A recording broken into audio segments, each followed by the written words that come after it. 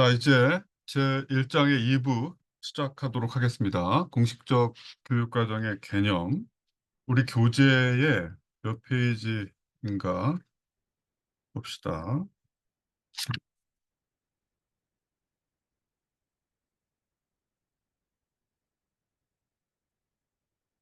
자, 이제 교육과정의 유형이에요. 네, 공식적 교육과정.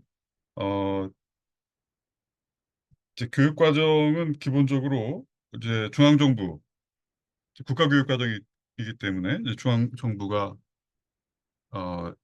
이제 담당을 하죠. 그동안 교육부가 했다가 여기 2022 개정교육과정은 이제 그 국가교육위원회가 이제 맡게 되었습니다. 2022 개정교육과정 여기 총론 주요 사항 이건 만든 건 교육부예요. 여기 지금 교육부라고 되어 있죠.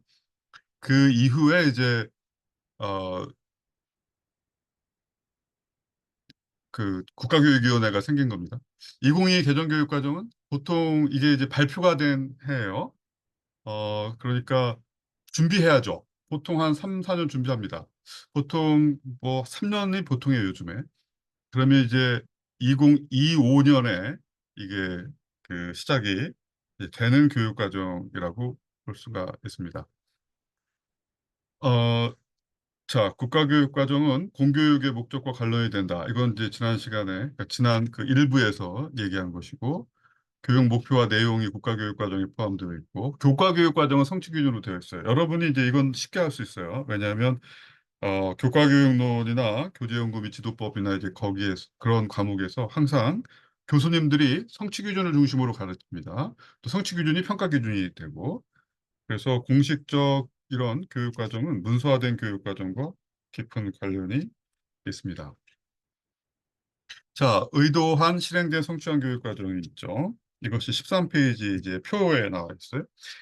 의도한 교육과정은 중앙정부가 만든 거고 교육 당국이 이제 제작한 것이다라고 볼 수 있고 학생들이 이제 뭘 할 수 있어야지, 뭘 알 수 있어야지. 그래서 뭐가 중요한가요? 어떤 시민이 되어야지?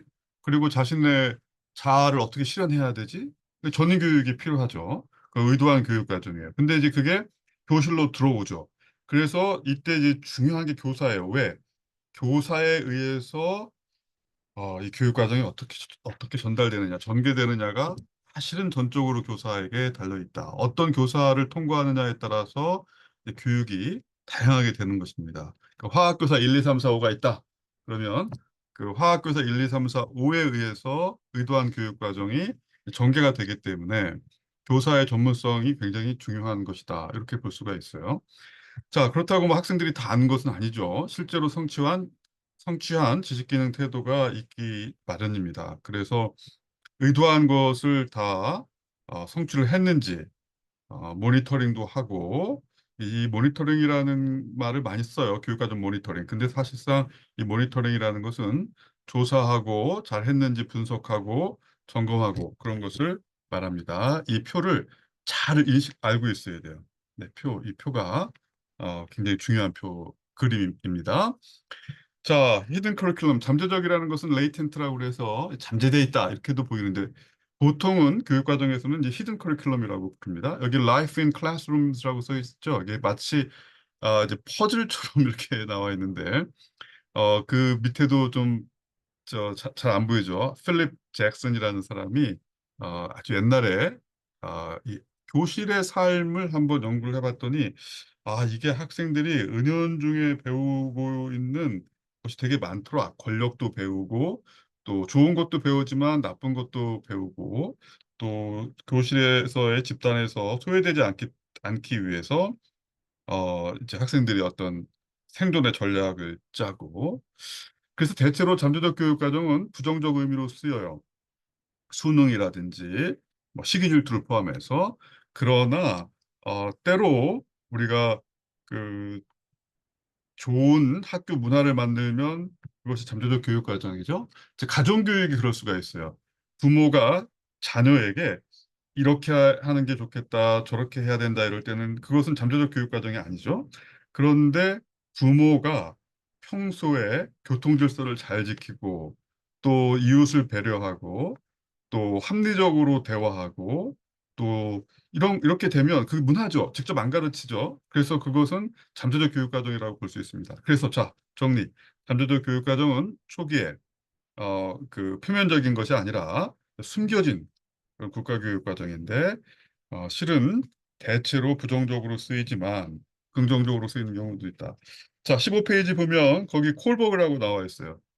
중간 위쪽에 콜버그의 1984년 책에 정의공동체 접근이라고 나와 있는데 이것은 사실 좀 어렵죠. 그래서 여러분들이 어려워요. 이것은 이제 잠재적 교육과정이라고 하는 한 챕터가 있습니다. 그 저기 중간고사 끝나고 그때 다시 배우도록 하겠습니다. 자, 영교육 과정은 영이 없다란 뜻이에요. null 커리큘럼입니다. 어, 이 그림은 아주 유명한 그 교육과정 학자인 엘리어트 아이즈너인데 여러분 중에 이제 미술 교육을 전공한 학생이 있어요. 미술 교육을 전공했다 그러면 이상하다. 수업 시간에 많이 나온 교수인데 이렇게 생각할 수 있습니다. 원래 이제 화가였고 미술 교육에 관심이 많았지만 실은 그 교육과정 연구에 많은 업적을 남겼기 때문에 어, 그 엘리어트 아이즈너는 이제 교육과정 연구자라고 볼 수 있습니다. 물론 이제 미술교육자라고도 볼 수 있고요. 자, 학교에서 미술과 같은 예술 교육이 이게 잘 안 다루어지고 있고 또 중요하지 않은 것으로 다루어져 있고 국영수만 중요하고 예술, 음악, 미술 같은 또는 체육 같은 경우는 그냥 취미 활동처럼 다루어지고 있는 이런 문제는 굉장히 큰 문제입니다. 사실 국영수만큼 예술 교육이 중요합니다. 여러 가지 준거로 볼 때. 어, 그 준거에 대해서는 이제 제가 다 이야기하기는 어렵죠. 지금 시간이 한계가 있으니까. 그래서 그 엘리어트 아이즈너는 교육 과정에서 선택과 배제가 있다. 무엇을 선택해야 되고 무엇을 안 가르쳐야 되는데 그것은 사회적 가치와 인식에 달려 있죠. 미술은 그냥 취미 같은 거야. 이런 인식이 있으면 안 되겠죠. 그래서 어, 이 교육 과정에서 중요하지 않다라고 생각했던 것을 중요한 것으로 다루는 그것이 굉장히 중요하다. 이성적이고 수학적인 것이고 이제 화학이나 물리 같은 것만 우월하게 인식되는 것이 있다. 이건 굉장히 큰 문제다. 이렇게 비판을 했다고 했습니다. 자, 교육과정 개발 패러다임에 대해서 볼게요. 교육과정을 이제 어떻게 보느냐에 따라서 패러다임이 나누는 건데, 자, 교육과정은 간단히 말해서 학교에서 학생들이 배워야 하는 거죠. 그래서 교육의 목표를 설정하고 이제 가르칠 내용을 선정해서 평가하고 뭐 이러한 것들은 교육과정 개발 패러다임이라고 합니다. 랄프 타일러가 이제 1949년에 어, 그 교육과정과 수업의 기본 원리라고 하는 것을 책을 쓰면서 이제 이게 나왔는데 그 랄프 타일러의 교육과정 개발 모형은 대체로 교육과정을 하기 위해서 가장 그 합리적인 절차는 뭐지? 가장 효과적인 절차는 뭐야? 또 교사들은 교육과정 개발에서 어떤 전문성을 갖춰야 되지? 또 수학이나 과학이라고 하는 교육과정을 조직할 때 어떤 원리가 있어야 되지? 애들한테 이제 효과적으로 이걸 전달하기 위한 수업 전략은 뭐지? 평가 방법은 뭐지? 이렇게 교육 과정을 하나의 개발의 대상으로 보는 것이 개발 패러다임입니다. 교육 과정은 이렇게 개발 패러다임과 그리고 이해 패러다임의 양 날개로 난다. 이렇게 생각하면 되겠습니다. 자, 그러면 개발 패러다임이 좀 어려운가요? 이해 패러다임이 어려운가요? 이해 패러다임이 좀 어렵죠. 그래서 이제 앞으로 이 책에서는 이 수업에서는 교육과정 개발 패러다임과 이해 패러다임을 이제 그 균형적으로 다루게 됩니다. 그러나 이제 아무래도 교사의 전문성과 관련되기 때문에 개발 패러다임을 조금 더 비중을 두고 다루긴 하죠. 자, 어떤 학생이 학교에서 배우고 있는 교육과정이 삶 속에서 어떤 의미를 지니는가, 뭘 가르쳐야 되는 게 아니라, 그다음에 이제 인종이라든지, 젠더라든지, 성별 또는 계급 이런 관점에서 교육과정은 사람들에게 억압적일 수가 있는가? 보통은 억압적일 때가 많죠. 그다음에 교육과정은 누구의 의도가 관여되며 누구에게 유리한 거냐? 교사의 삶에서 교육과정은 어떤 의미를 지니는가? 억압에 도전하고 더 나은 삶을 위해 사회를 위해 학생들은 무엇을 어떻게 배워야지? 뭐 기후 위기라든지 또는 빈곤이라든지 우리 사회에서 그냥 눈 감고 있는 문제가 많죠. 이런 것을 이제 어떻게 가르쳐야 되는가 하는 것이 이해 패러다임이라고 볼 수 있습니다. 자, 교육과정 거버넌스 20페이지. 어, 자, 이 거버먼트와 거버넌스 제가 이렇게 써놨죠. 거버먼트는 뭘까요? 정부죠. 네, 정부가 알아서 지금까지 특히 한국과 같은 개발 국가에서는 정부가 알아서 다 했는데 거버넌스라고 하는 것은 조금 더 관련자들이나 이해 당사자들이나 전문가나 시민사회가 정부와 같이 협업을 하는 거예요. 근데 여기서 이제 교육과정 거버넌스는 조금 다르게 정부와 시도교육청과 교육과정을 직접 다루는 교사들이 서로 권한을 이제 분배해서 그 효과적으로 교육과정을 이행하는 것을 말합니다. 20페이지 제도적 수준에 따른 거버넌스. 자, 이것은요, 지금 다음 그림을 보고 얘기해야 되는데, 어, 자, 시도교육청 중앙정부 단위학교가 있죠. A를 보면 중앙정부의 그 권한이 굉장히 크죠. 한국은 A일까요? C일까요? 한국은 거의 A입니다. 중앙정부의 권한이 가장 강합니다. 자, 그렇다고 뭐 C가 더 좋냐? 뭐 꼭 그렇지는 않습니다. 대체로 C 쪽으로 갈 때 민주 국가가 좀 많죠. 네, 확실히 유럽이나 북미 같은 데가 이제 뭐 B에서 C 사이가 되겠죠. 그렇긴 한데, 뭐, 어느 국가가 더 교육과정에 이 거버넌스가 더 좋냐라고 얘기할 수는 없고, 그 국가의 맥락에 따라서, 효율적으로 분배를 해야 되는데, 아무래도 그 권위주의 국가 또는 독재 국가에서 민주화되면서, 이 권한이 더 이양되게 됩니다. 자, 중앙정부. 중앙정부는요, 어, 그 이제 교육과정을 만들죠. 지금까지는 이제 교육부가 그 만들었고요. 2022년부터 국가교육위원회가 이제 교육과정을 이제 관장하게 되었습니다. 어, 그런데 이제 여전히 교육부와의 협력에 의해서 교육과정 업무를 수행할 수밖에 없죠. 그다음에 여러분이 이제 한 번씩 다 들어가 봤던 홈페이지가 있습니다. 그게 뭘까요? 그게 한국 그 교육과정 평가원입니다. 수능 점수 확인하러 한 번씩 들어가 봤을 겁니다. 실제로 한국교육과정평가원에서 이제 교육과정을 개발하는 그 절차를 상당히 담당합니다. 중앙정부는 뭐 국가교육과정 만들고 입시제도 만들고 그러는 거죠. 국가교육위원회는 이제 교육부 위에 있어서 조금 더 사회적 참여, 시민적 합의, 국가의 장기 계획 이것과 관련되는 것입니다. 학제와 교과서 제도라든지 교육과정 모니터링 어떻게 교육과정이 잘 운영되고 있는가 하는 것을 중앙정부가 하게 됩니다. 정부가 하게 된다는 거죠. 어, 중요하게는 교육부고 그 교육부 위에 국가교육위원회에서 이제 그 법이 바뀌어서 교육과정을 이제 관장하게 되었습니다. 시도교육청의 역할, 시도교육청도 국가교육과정에 따라서 이제 서울시, 경기도, 그 제주도, 뭐, 뭐 전남, 경남 다 시도교육청이 있죠. 경남 교육과정이 있고 있어요. 자, 경남 교육과정이라고 해서 강원도 교육과정과 크게 다른 것은 아닙니다. 그렇긴 해도 경남 자체의, 강원도 자체의 강조점이 나와 있습니다. 여러분이 이제 임용고사를 본다. 그러면 강원도로 봐야지 하면 강원도 교육과정을 반드시 읽어보게 되거든요. 공부를 많이 해가야 되죠. 그렇기 때문에 시도교육청도 권한이 있어요. 왜? 특히 지방자치제도 때문에 교육감이 직선제거든요. 한국에서 교육감이 직선제라고 하는 것은 굉장히 특이하다기보다도 교육감 직선제가 이제 장단점이 있어요.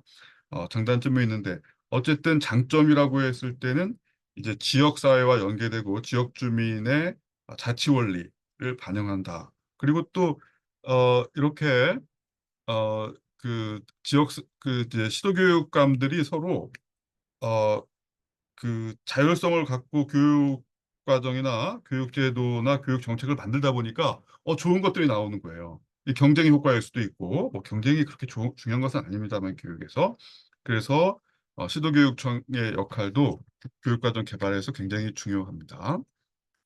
자, 그다음에 이제 단위학교의 역할입니다. 단위학교는 실제로 이제 국가교육과정을 운영하는 주체이죠. 그래서 이제 여러분이 교생 실습 나갔거나 이미 또는 이제 대체로 나가게 되겠죠. 나가게 되면 그 학교에 학교교육 과정이 있어요. 지금 학교 홈페이지에 학교교육 과정 한 100페이지나 한 100, 한 2, 30페이지 되는 것들을 다 지금 공시하게 되어 있습니다. 이것이 어 이제 그 학교가 국가교육 과정을 이렇게 운영하겠다라고 하는 계획이죠. 이것이 단위학교의 역할인데 특히 지역의 맥락을 살펴보아야 합니다.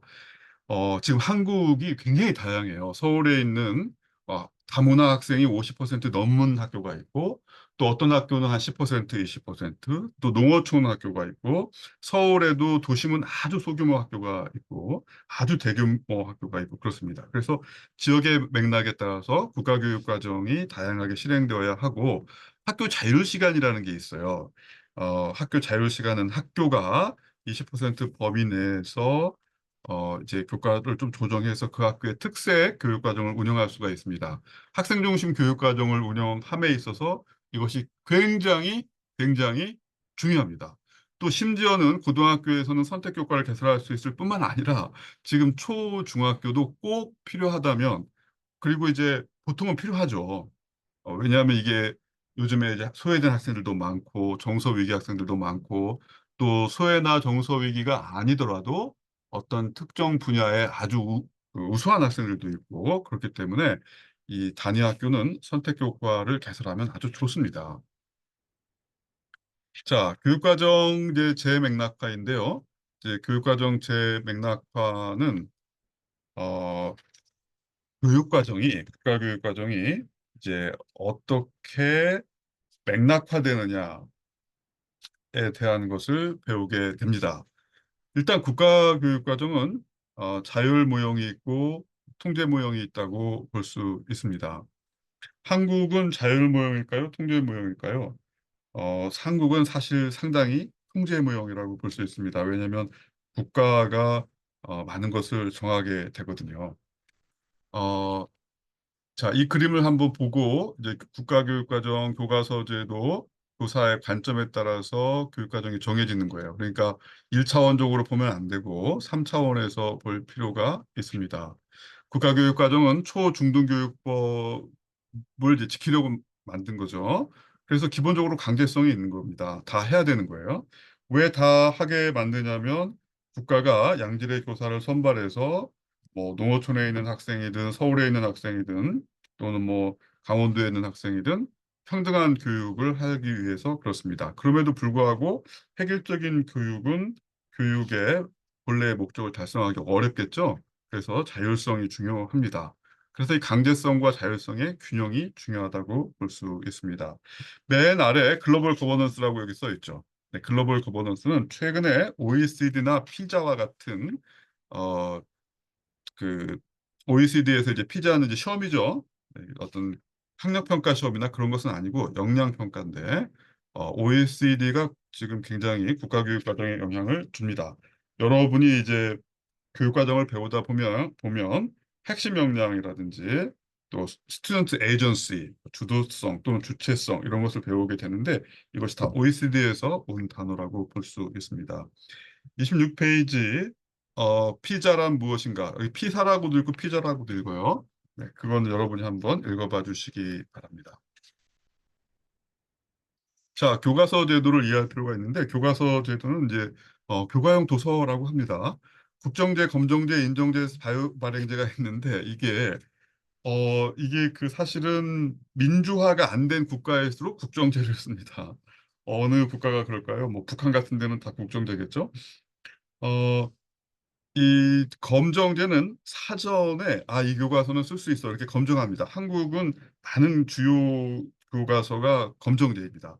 물론 교과서 수는 인정제가 더 많습니다. 왜냐하면 한국에서 특성화고등학교라든지 특성화고등학교 같은 경우는 이제 다 직업계열이고 또 예술계열 고등학교, 그러니까 예술계열 특목고라든지 또 뭐 실용음악을 포함해서 이제 어떤 그 어떤 그 그 클래식 예술 말고도 다양한 예술 고등학교가 있습니다. 또는 이제 선박과 관련된 해양과 관련된 고등학교도 있고 그렇기 때문에 인정제를 쓸 수밖에 없죠. 왜냐하면 교과서를 따로 만들 수가 없고 뭐 컴퓨터 프로그래밍이라든지 아니면 뭐그 음악 고등학교에서 뭐 가야금 뭐 산조라든지 뭐 이제 시중에 나와 있는 교과서를 쓰는 거죠. 사후에 인정하는 거. 그런데 이제 검정제는 사전에 심사하는 것입니다. 한국은 검정제가 교과서 수는 인정제가 많지만 검정제를 주로 사용한다고 볼 수가 있습니다. 국정제는 많이 줄었고요. 자, 자유발행제 같은 경우는 연구기관이나 출판사가 교과서를 자유롭게 이제 발행한다는 건데, 여기서 자유롭다는 의미는 아무렇게나라는 뜻은 아니에요. 시장 원리에 따라서 경쟁을 통해서 교과서의 질을 향상시킬 수 있는 그런 것은 있죠. 자유시장에서. 근데 이제 자유발행제라고 해도 교과서의 질 관리를 해야 되기 때문에 이제 크게 보면 인정제와 약간 유사한 면이 네, 있습니다. 한국은 국정, 검정, 인정제가 주로 그 교과서 제도의 근간을 이루고 있다라고 볼 수가 있습니다. 자, 교사의 교육관과 역할도 중요하죠. 지금 배운 거 중요한 겁니다. 충실도 관점이 있고, 그다음에 이제 상호 적응 관점이 있고, 생성 관점이 있어요. 그 외우셔야 돼요. 이 정도는. 충실도 관점은 교사들이 국가교육과정에 기반해서 엄격하게 이제 교육과정대로 하는 거예요. 이런 교사들이 조금 있죠. 성실한 교사들. 그런데 이게 장점이 있어요. 어, 이제 교사들의 전문성이나 역량이 균질하지 않을 경우에 이렇게라도 하면 좋죠. 최소의 안전망이라고 볼 수 있습니다. 그런데 어, 자율성이나 어떤 전문성이 약하죠. 상호 적응 관점은 상호 어떻게 적응하냐? 국가교육과정과 교사가 보았을 때 학생의 필요, 교사의 전문성, 학교를 둘러싼 맥락 이런 것을 다 고려하는 거예요. 서로 상호 맞추는 거죠. 상호 적응 관점이 굉장히 중요합니다.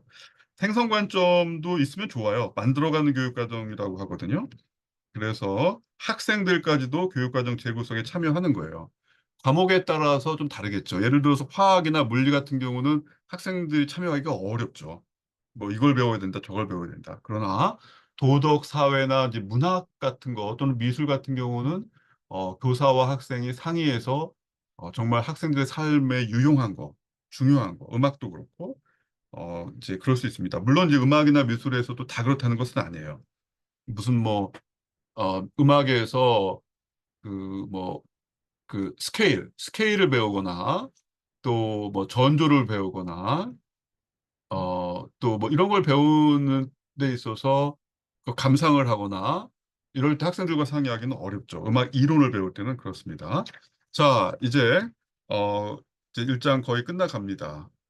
자, 국가교육과정에서 국가적이라고 하는 의미를 좀 알 필요가 있습니다. 여기서 내셔널 커리큘럼에서 국가적이라고 하는 것은 자, 그 근대 공교육과 함께 그 교육과정이 만들어졌기 때문에 공통적 기준이다. 전국에서 다 알아야 된다, 학생들이. 그 다음에 이제 평등의 관점에서 질 높은 것을 제공하겠다.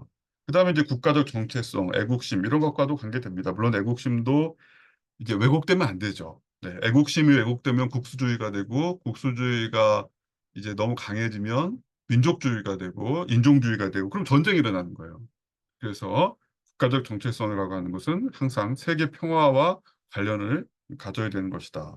또 국가교육과정이다. 그럼 이 교육과정을 위해서 양질의 교사를 채용하고 한국에서는 또 급식도 국가가 이제 제공하죠. 어쨌든 최고의 교육 환경에서 너희들에게 아주 그 양질의 교육을 제공하겠다. 이런 의미라고 볼 수가 있습니다.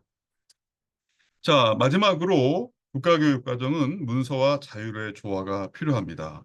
어, 헌법과 그 초중등 교육법에 의해서 교육과정이 만들어졌기 때문에 정부가 만든 교육과정을 우리가 존중을 하되 그렇게 되면 획일적 학습 체제의 문제도 있고 창의적 시민 양성에 조금 부합하지 못하는 문제가 있어요.